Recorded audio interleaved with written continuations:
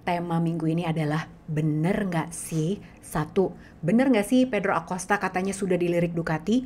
Yang kedua, bener nggak sih Lewis Hamilton katanya mau membeli tim MotoGP KTM? Kita jawab selengkapnya di Paddock Talk.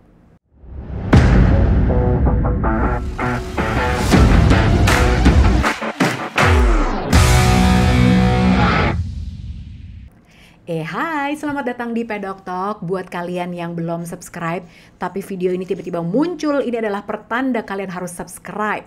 Karena kalau suka MotoGP, pasti sekarang lagi ngerasa hampa banget kan, MotoGP lagi winter break lama. Tapi Paddock Talk tetap hadir setiap hari Senin jam 7 malam. Meskipun lagi libur, tapi banyak banget bahasan MotoGP setiap minggunya. Bahkan kalau kalian jadi members, gue akan tetap memberikan konten-konten bonus khusus untuk para members. Bayarnya murah kok. Kalau pengen jadi members, tinggal klik aja link yang ada di deskripsi. Tapi buat subscriber yang belum pengen jadi members, nggak apa-apa juga. Kalian akan tetap mendapatkan konten yang berbobot setiap minggunya. Asik, gitu. Kita mulai ya. Kita menjawab pertanyaan yang tadi gue buka di awal tentang Pedro Acosta, tentang Lewis Hamilton. Kita jawab selengkapnya di News Flash.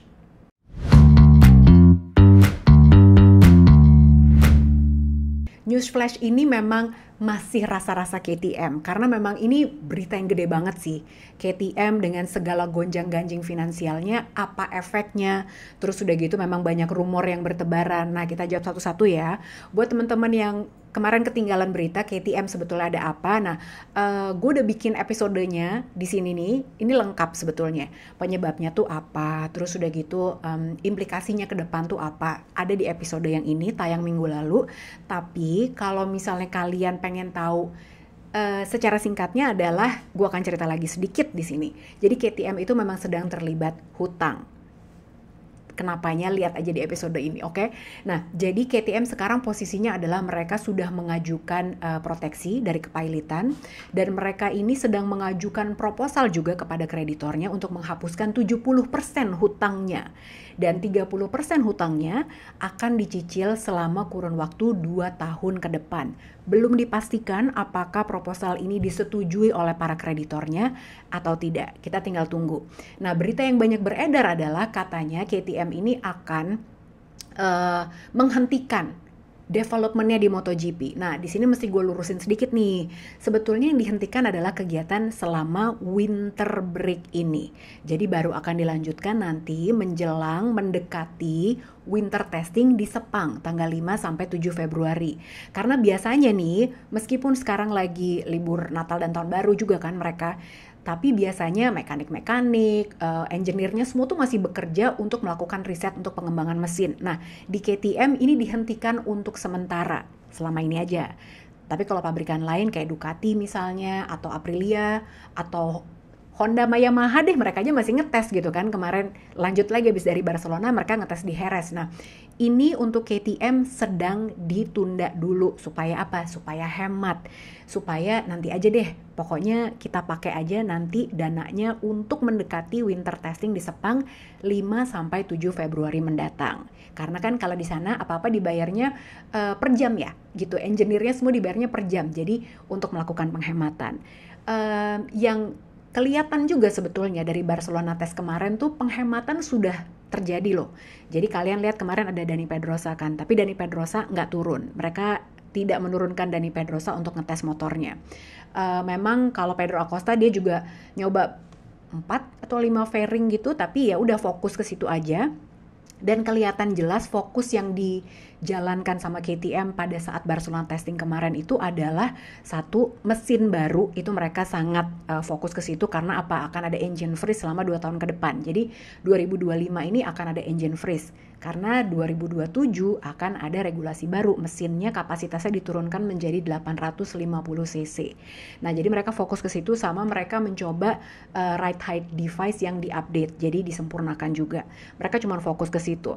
Pol Espargaro juga nggak turun tuh kemarin waktu di Barcelona testing, jadi bener-bener murni hanya Acosta, Binder, Enea Bastianini dan Viñales, karena terutama Bastianini sama Viñales ya, karena mereka berdua ini kan pindah pabrikan nih, pindah motor satu dari Aprilia, Viñales, pindah ke KTM. Bastianini dari Ducati pindah ke KTM, jadi mau nggak mau mereka harus turun dan mencoba langsung. Jadi itu yang dilakukan. Dan dari sisi bisnis, KTM ini sekarang juga sudah melakukan restrukturisasi, jadi sudah merumahkan sekitar 700 karyawannya.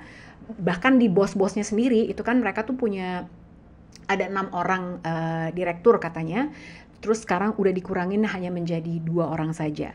Nah, jadi KTM ini memang KTM Racing ya, ini adalah bagian yang terpisah dari perusahaan induknya Pirer Mobility Group. Memang kegiatannya dia tuh banyak banget, MotoGP ada tim, Moto2 ada tim, Moto3 ada tim.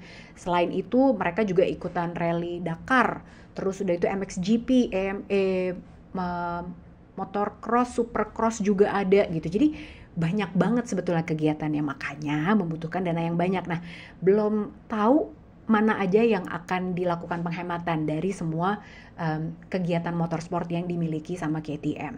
Nah, sekarang kita ngomongin soal rumor-rumor yang beredar nih gitu. Satu, terdengar rumor juga bahwa katanya Maverick Viñales ini untuk menunjukkan supportnya buat KTM, dia membeli saham dari KTM. Nah, ini sebetulnya belum ada pemberitahuan resmi. Ya, tapi kan kalau beli saham kita juga bisa ya. Ya nggak?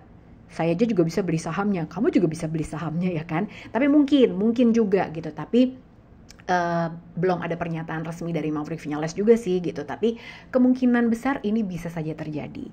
Terus ada juga rumor yang bilang tentang Pedro Acosta, betul atau enggak dia sudah dilirik sama Ducati. Jadi gue ingetin dulu, Pedro Acosta itu kontraknya sama KTM akan habis di akhir musim 2026.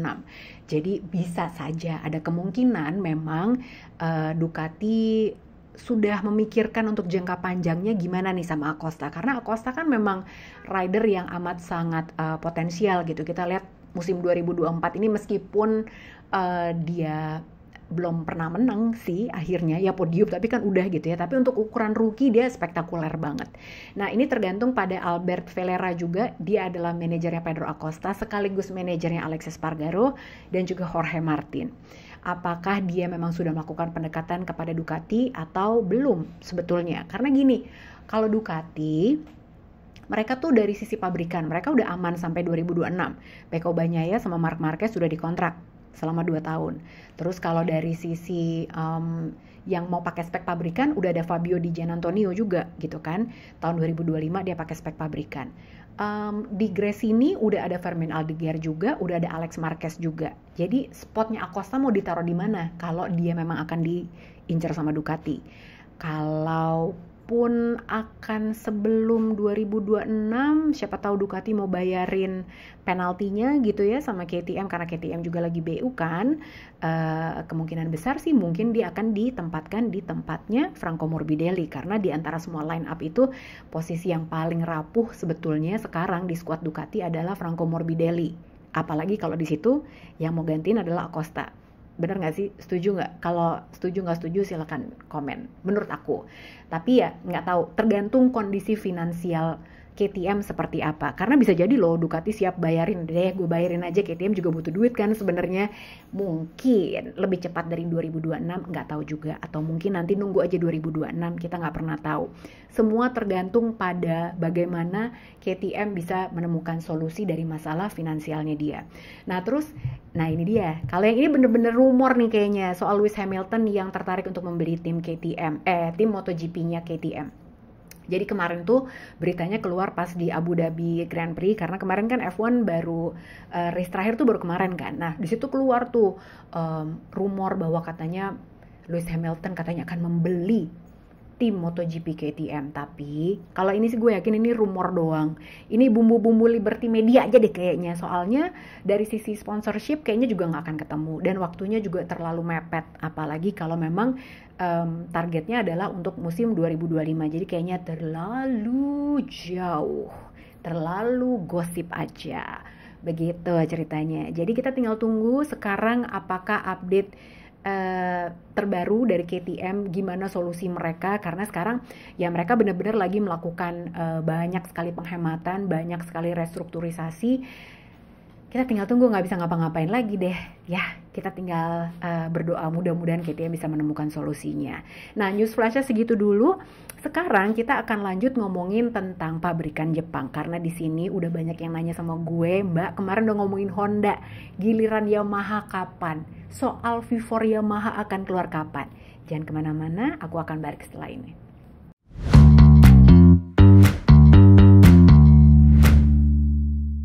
Minggu lalu kita udah ngomongin Honda, sekarang kita ngomongin Yamaha. Menjawab pertanyaan kalian, kapan mesin V4 Yamaha akan dipakai? Sebetulnya, Lin Jarvis sama Mayo Meregali udah bilang bahwa sepertinya V4-nya akan dipakai di pertengahan musim 2025.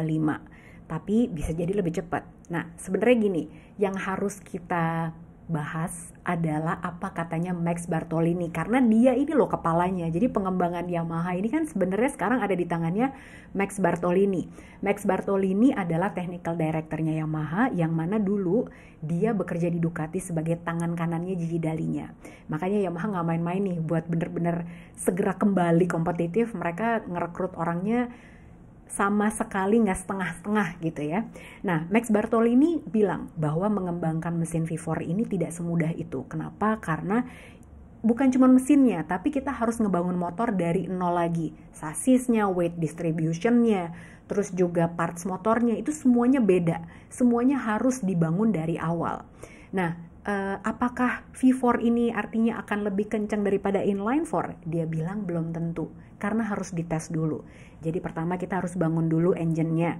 V4-nya dibangun dulu, kita bangun motornya, dipasang, terus dites. Dari situ kita baru bisa menentukan, oh V4 ternyata lebih kencang daripada inline 4. Jadi nggak bisa langsung diputuskan tanpa kita bikin mesinnya dulu, tanpa kita membangun motornya dulu. Itu katanya Max Bartolini. Jadi kalau ada di luar sana yang bilang V4 tuh pasti lebih kenceng dari inline 4, wah artinya dia lebih jago daripada Max Bartolini dong. Karena Max aja bilangnya gitu kan, ntar dulu kita bangun dulu mesinnya, kita bangun dulu motornya, kita tes, baru kita bisa bilang bahwa oh ya bener V4 ini lebih kencang. Begitu saudara-saudara, cara berpikir yang benar. Kita ikutin aja Max Bartolini, kan dia yang pinter ya gitu. Nah, terus yang paling menarik juga adalah info ini aku dapat dari membaca interview Matt Oxley dengan Max Bartolini.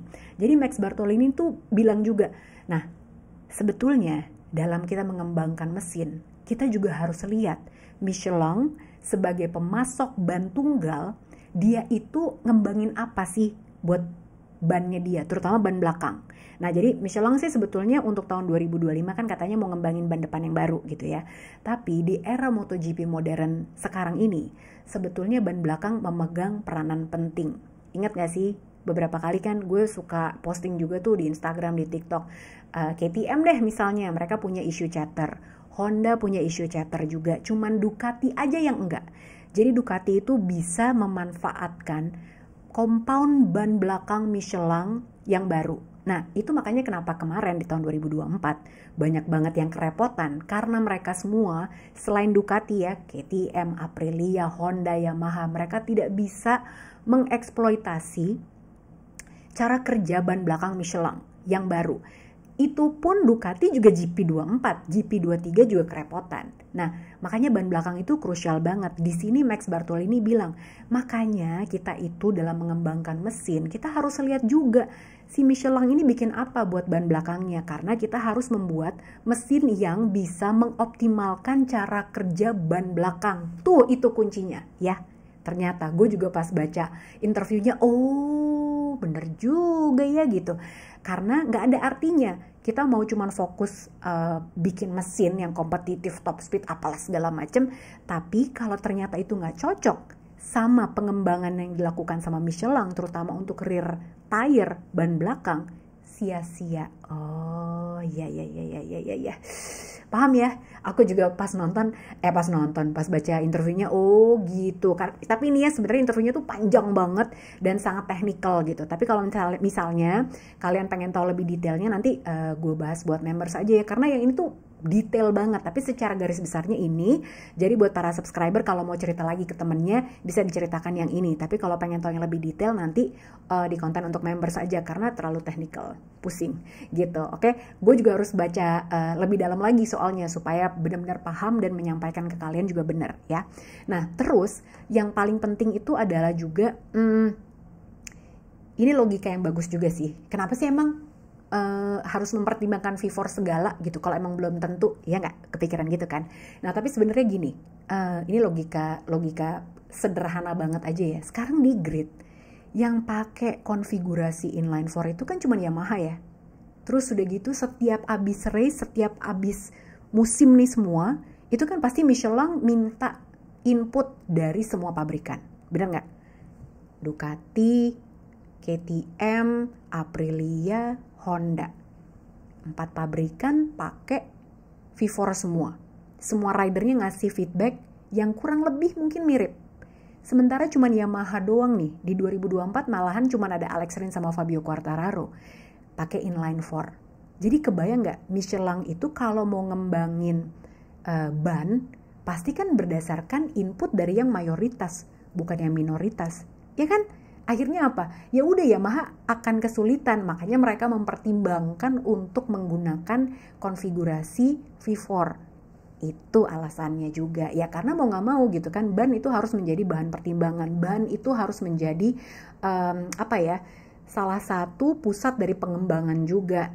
Sulit kan? Tapi ngomong-ngomong ya, kalau soal Yamaha ini emang luar biasa sih. Memang effortnya itu untuk bisa kembali kompetitif tidak hanya berhenti dari di hire orang-orang yang kompeten ya, Luca Marmorini, yang ex F1 engineer kan dari Toyota sama Ferrari.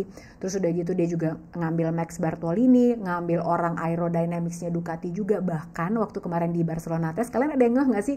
Mereka tuh sampai ada engineer yang standby di beberapa corner.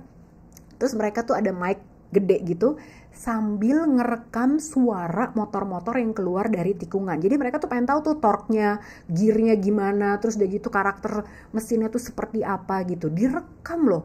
Karena apa? Ya mereka memang sedang mencoba untuk mengembangkan V4. Gitu ceritanya. Menarik ya, memang apa yang dikerjakan sama Yamaha itu ternyata tidak mudah, apalagi sebenarnya gini. Satu hal lagi yang harus kita tahu bahwa di tahun 2027 akan ada regulasi baru, mesin jadi turun kapasitasnya ke 850 cc. Artinya apa? Kalau Yamaha ini mau bekerja secara paralel, di mana dia harus mempersiapkan untuk 2027 juga, tapi kan 2025 dia juga harus kompetitif dong, 2026 juga gitu. Apalagi akan ada engine freeze seperti yang tadi gue bilang. KTM aja udah fokus ngembangin mesin. Nah Yamaha pun juga demikian karena udah nggak bisa ngapa-ngapain lagi nih 2025, 2026 engine freeze. Makanya harus membuat keputusan apakah akan langsung menggunakan V4 atau mungkin V4 di 2027 atau sebenarnya di 2025 atau 2026.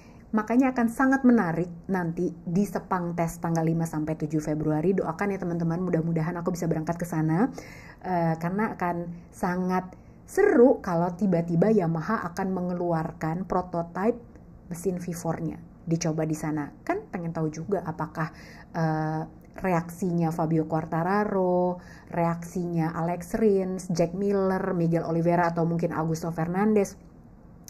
Apa sih rasanya gitu dengan Yamaha rasa V4, apakah lebih kompetitif? Nah sebenarnya sih kalau yang paling menarik adalah dengerin dari sisi Fabio Quartararo ya gitu, karena dia kan selalu pakai inline 4 gitu. Makanya menarik nih, kita tunggu aja akan seperti apa di Sepang. Udah keluar atau belum di sana gitu ya V4-nya, atau mungkin masih nanti-nanti. Ya udah kalau begitu sekarang segini dulu, kita akan kembali lagi minggu depan. Kalau misalnya kalian punya pertanyaan, kalian punya topik yang pengen dibahas, punya ide apa gitu ya, tulis aja di kolom komen. Terima kasih banyak atas perhatiannya. Kita akan ketemu lagi setiap hari Senin jam 7 malam. Jangan lupa untuk gabung dengan membersnya Pedok Talk. Silakan klik linknya yang ada di deskripsi video ini. Jangan lupa ajak teman-temannya buat subscribe. Oke, bye!